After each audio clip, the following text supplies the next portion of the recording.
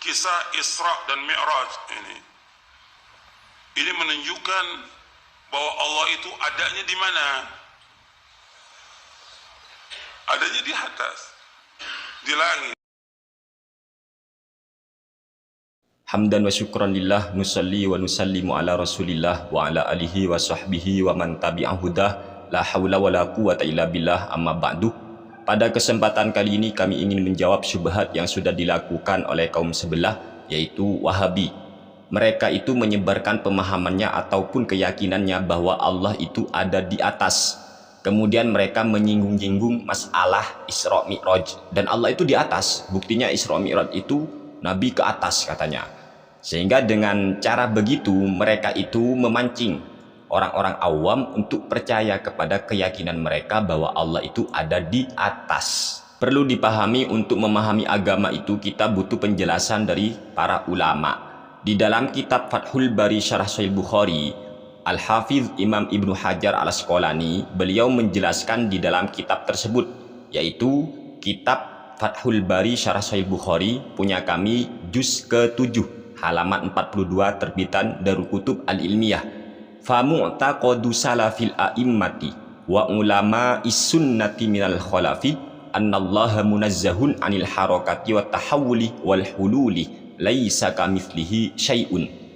Keyakinan para imam-imam salaf dan ulama-ulama ahli sunnah dari kalangan ulama khalaf, mereka meyakini bahwa Allah itu harus disucikan dari harokah, gerakan, wa tahawul dan pindah tempat, wal hulul laisa kamitslihi syai'un. Intinya tidak ada yang serupa, tidak ada yang sama dengan Allah Subhanahu wa taala. Allah itu harus disucikan dari arah ke apa ke, karena yang berarah bertempat itu makhluk, teman-teman. Inilah keyakinan para imam-imam ulama salaf ahli sunnah wal jamaah. Kemudian bagaimana cara kita menjawab bahwasanya Isra Mi'raj itu bukti Allah itu ada di langit? Nah, ini kan ya biasanya yang sering menipu kaum muslimin, khususnya orang-orang awam. Di dalam kitab Hasyiatus Shawi ala Tafsiril Jalalain juz kedua halaman 346 punya kami terbitan Nurul Ilm Surabaya Indonesia. Qauluhu faraja'tu ila rabbi. Rasulullah Shallallahu Alaihi Wasallam bersabda, kemudian aku kembali ke Tuhanku. Apa maksudnya kembali ke Tuhanku? Ai ilal makanil ladzi najaitu fihi rabbi wa laysal muradu annallaha fi dzalikal makani wa raja'alahu. Maksud daripada sabda Nabi tersebut, aku kembali ke Tuhanku, maksudnya aku kembali ke tempat yang mana di tempat tersebut aku bermunajat kepada Tuhanku. Walaisal muradu annallaha fi dzalikal makan. Sabda Nabi tersebut bukanlah Allah berada di tempat tersebut.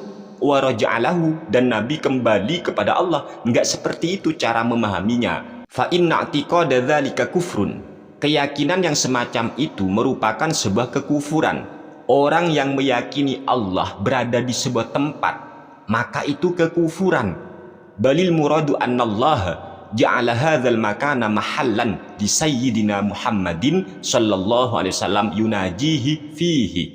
Tetapi yang dimaksud adalah Allah menjadikan tempat tersebut sebagai tempatnya Nabi kita Muhammad sallallahu alaihi wasallam, bukan tempatnya Allah, bukan. Tetapi Allah menyiapkan tempat untuk Nabi bermunajat di tempat tersebut, sehingga terkumpullah dua kemuliaan di sisi Allah untuk Nabi kita Muhammad Shallallahu Alaihi Wasallam, yaitu secara hissiyah dan secara maknawiyah. Ini penjelasan yang terdapat dalam kitab Hasyiatus Shawi ala Tafsiril Jalalain. Kemudian kita lihat di dalam kitab Al-Minhaj Syarah Sahih Muslim bin Al-Hajjaj, ini karya daripada Al-Imam An-Nawawi, punya kami juz kedua halaman 214 terbitan Darul Ihya Ituraf Al-Arabi. Qauluhu sallallahu alaihi wasallam faraja'tu ila rabbi. Maksud daripada sabda Nabi aku kembali ke Tuhanku, ma'nahu raja'tu ilal mawdi'il ladzi najaituhu minhu awwalan fanajaituhu fihi thaniyan. Maksudnya adalah aku kembali ke tempat yang mana di tempat itu aku bermunajat pertama kali kepada Tuhanku, dan aku akan bermunajat di sana lagi yang kedua kalinya. Itu yang dimaksud. Di dalam kitab Fathul Bari Syarah Sahih Bukhari yang dikarang oleh Al-Hafidz Imam Ibnu Hajar Al-Asqalani, tepat di juz ke-13 halaman 484 terbitan Darul Ma'rifah, wal makanu la yudafu ilallahi ta'ala innama huwa makanun nabi sallallahu alaihi wasallam fi maqamihil awwalil ladzi qama fihi qabla hubutihi. Tempat itu tidak disandarkan kepada Allah, innama huwa makanun nabi sallallahu alaihi wasallam, tetapi tempat itu disandarkan kepada nabi. Jadi tempatnya nabi, bukan tempat Allah. Karena Allah itu tidak butuh tempat, dan tidak ada di sebuah tempat. Yang butuh tempat atau yang bertempat itu makhluk. Laisa kamitslihi syai'un, tidak ada yang sama dengan Allah Subhanahu wa taala. Kemudian di dalam kitab Fathul Bari Syarah Sahih Bukhari karya Imam Al-Hafidz Ibnu Hajar Al-Asqalani punya kami, juz ke-13 halaman 484 terbitan Darul Ma'rifah. Faqala al-qadhi Iyad fi syifa idafatud dunuwi wal qurbi ilallahi ta'ala au minallahi laisa dunu wa makanin wala qurba zamanin.